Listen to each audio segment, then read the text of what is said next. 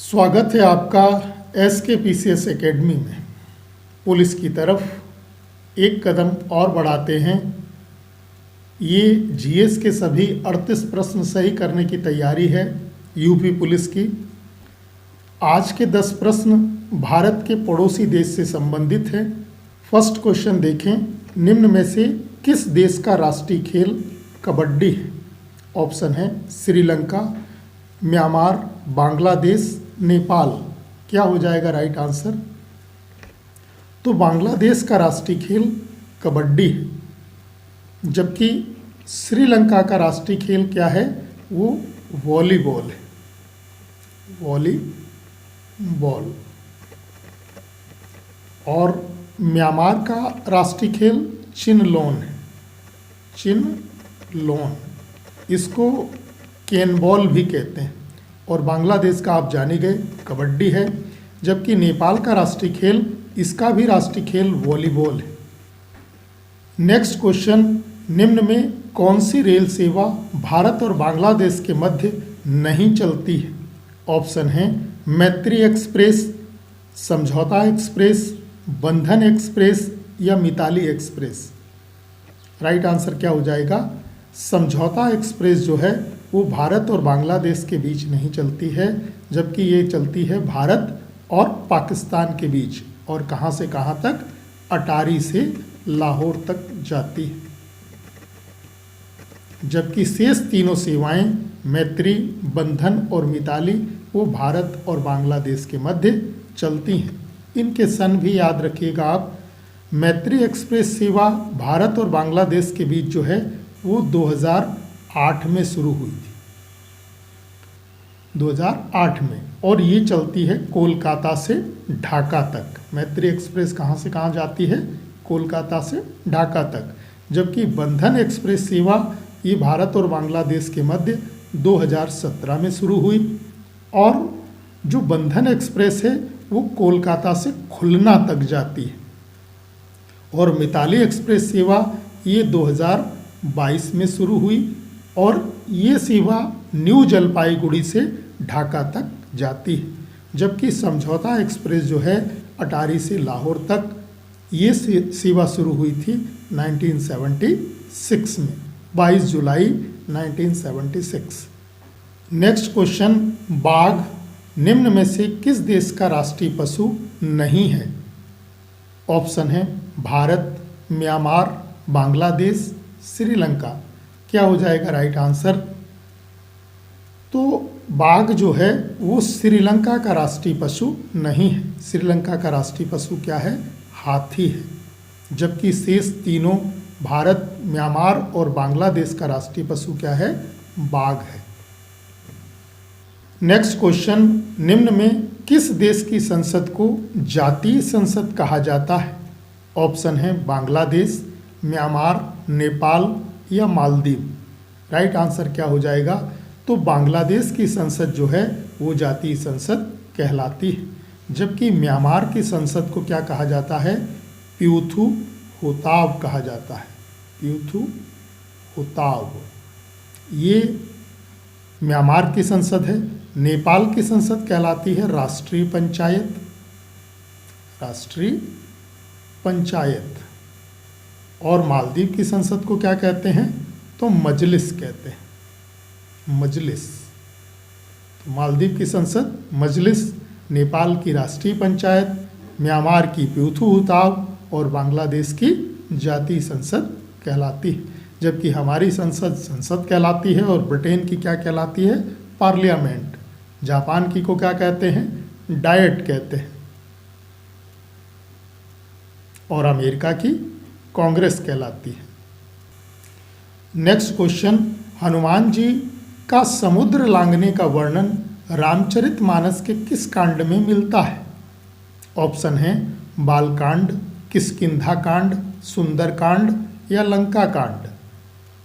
हनुमान जी ने समुद्र लांघा था, इसका वर्णन किस में मिलता है? राइट आंसर हो जाएगा सुंदरकांड। वाल्मीकि की रामायण कहें या तुलसीदास द्वारा रचित रामचरितमानस, इन दोनों जो रामायण लिखी गई हैं उनमें टोटल कुल कांड कितने हैं? 7 कांड हैं। कैसे कैसे हैं क्रम ध्यान रखिएगा। नंबर 1 पे हो जाएगा बालकांड, दूसरे पर हो जाएगा अयोध्या कांड, दूसरा कौन सा हो जाएगा? अयोध्या कांड। तीसरा हो जाएगा अरण्य कांड, जंगल का अरण्य कांड। और चौथा हो जाएगा किष्किंधा कांड। पांचवा सुंदर कांड। छठा हो जाएगा लंका कांड या इसी को कहते हैं युद्ध कांड। और 7वां कांड जो है वो उत्तर कांड है। तो रामचरितमानस कितने कांडों में? 7 कांडों में विभक्त है। अगर इन सातों कभी कभी क्रम लगाने को भी आता है तो इनका क्रम आप लोग ध्यान रखिएगा। सबसे पहला कांड कौन सा? बालकांड, फिर अयोध्या कांड, फिर अरण्य कांड, किष्किंधा कांड, सुंदर कांड, लंका कांड और फिर उत्तर कांड। यदि प्रश्न आए इनमें सबसे बड़ा कांड कौन सा है तो राइट आंसर हो जाएगा बालकांड। और सबसे छोटा कांड कौन सा है? तो किष्किंधा कांड सबसे छोटा है। नेक्स्ट क्वेश्चन, जनसंख्या और क्षेत्रफल की दृष्टि से एशिया का सबसे छोटा देश कौन सा है? ऑप्शन है बांग्लादेश, म्यांमार, नेपाल या मालदीव। राइट आंसर हो जाएगा मालदीव जो है वो जनसंख्या और क्षेत्रफल दोनों ही दृष्टि से एशिया का सबसे छोटा देश है। क्षेत्रफल इसका कितना है? तो 298 वर्ग किलोमीटर है। और जबकि जनसंख्या यहाँ कितनी है? 5,31,000। 5,31,000 जो है यहाँ की जनसंख्या है लगभग। और क्षेत्रफल कितना है? 298 वर्ग किलोमीटर है। नेक्स्ट क्वेश्चन, हिंदी चीनी भाई भाई ये नारा किसने दिया था? ऑप्शन है जवाहरलाल नेहरू, झोऊ एनलाई, लियू शाओकी, सर्वपल्ली राधाकृष्णन। सही उत्तर हो जाएगा ये नारा जो दिया था वो जवाहरलाल नेहरू ने दिया था, भारत के पहले प्रधानमंत्री ने। और भारत और चीन के मध्य 1954 में पंचशील समझौता हुआ था। तो उस दौरान जो है ये नारा दिया गया, लेकिन बाद में 1962 में चीन ने अचानक नेफा पर आक्रमण कर दिया था अरुणाचल प्रदेश की तरफ। और 1962 के युद्ध में जो है चीन जीत गया था। 1 महीने तक ये युद्ध चला था और इसने काफ़ी बड़ा एरिया भारत का जो है अपना अधिकृत कर लिया था। उस समय चीन के राष्ट्रपति लियू शाओकी थे। 1962 के युद्ध में चीन के राष्ट्रपति कौन थे? लियू शाओकी। और भारत के राष्ट्रपति थे सर्वपल्ली राधाकृष्णन। नेक्स्ट क्वेश्चन, नेपाल निम्न में से किस समस्या से ग्रसित है? या नेपाल में इनमें से कौन सी समस्या है? ऑप्शन है मधेसी, रोहिंग्या, उइगर या निम्न में कोई नहीं।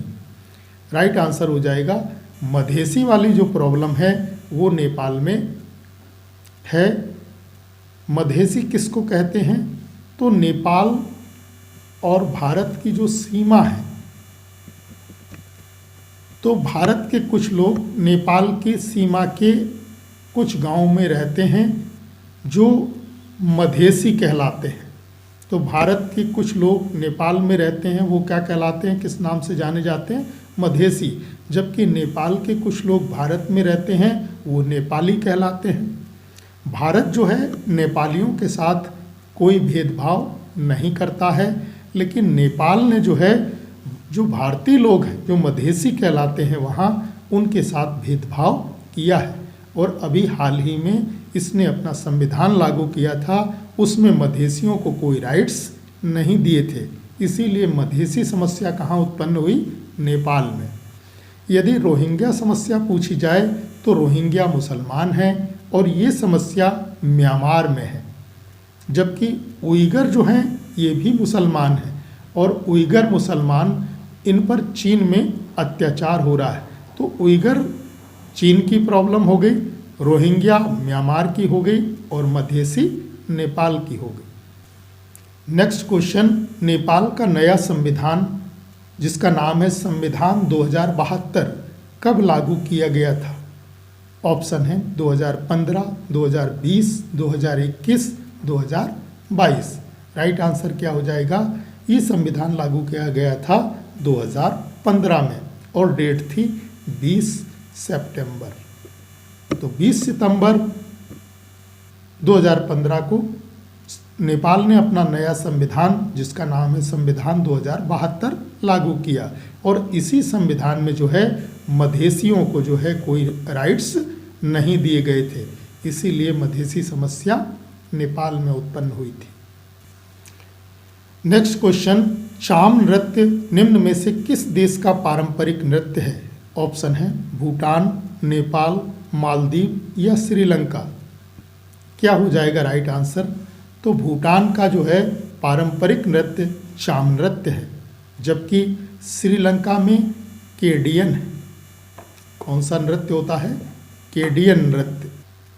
ये श्रीलंका का पारंपरिक नृत्य है, जबकि मालदीव का पारंपरिक नृत्य बोडू बेरू नृत्य है। कौन सा है?